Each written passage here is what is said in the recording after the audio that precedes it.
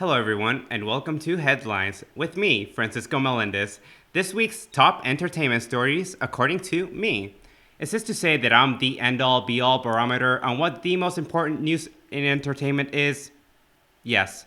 Our first story is Martin Scorsese's feud with the Marvel Cinematic Universe. Scorsese claims the MCU movies are not cinema. And can I just say, I wish I had the clout to say something like that. Whenever I so much as call Spider-Man Homecoming mediocre, people start hoisting up a cross and ringing the bell of shame. But here comes Martin Scorsese on his high horse, thinking he can diss underdog MCU with their measly billions of dollars at the box office, 3 Oscars, and hundreds of positive reviews? I don't think so. What does he know about movies anyways?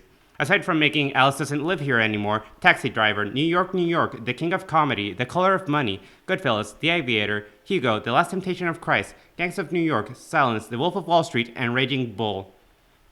Speaking of Marvel, Tom Holland called Bob Iger to get Spider-Man back into the MCU. I know in Hollywood we say X called Y because Z pretty often, but Tom Human Puppy Holland literally called King of Nation Disney to get Spidey back in the MCU.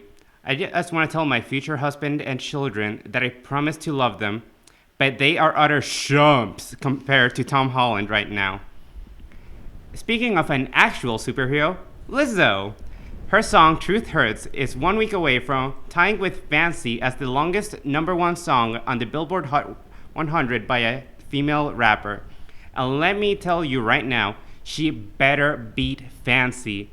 Lizzo is 100% that word I can't say on the show right now. And if you won't do it for her, do it for yourself. Do you really want to live in a world where Iggy Azalea holds a world record?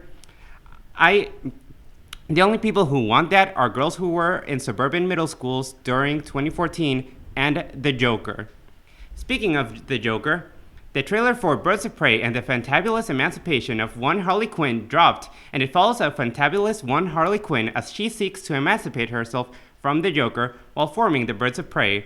While some people complained that the trailer for Birds of Prey and the Fantabulous Emancipation of One Harley Quinn focused too much on One Harley Quinn and her fantabulous emancipation while sidelining the other Birds of Prey, I thought the trailer for Birds of Prey and the Fantabulous Emancipation of One Harley Quinn looked fantabulous, and while I enjoy the witty title of Birds of Prey and the Fantabulous Emancipation of One Harley Quinn, I do understand it is a tad bit long. This is why I propose we shorten Birds of Prey and the Fantabulous Emancipation of One Harley Quinn to simply Bop at the FU HQ.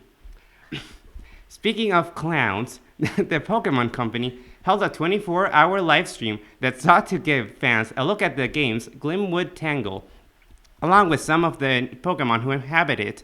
In practice, this was a 24-hour live stream of a simple jungle.jpg wallpaper with some repetitive music in the background. Every 10 to 110 minutes, a Pokemon would run across the screen, and it was mostly pre-existing Pokemon. The only notable reveal was a new Galarian form of Ponyta, and a tease of a Galarian form of Rapidash. So, after making a solid chunk of the Pokédex inaccessible in Sword and Shield, scrapping Mega Evolutions, and introducing the horrid Gigantamax forms, the Game Freak really believed Pokemon fans were desperate enough to hold a magnifying glass to a cheap wallpaper for 24 hours just to see a glimpse of a new Pokemon reveal?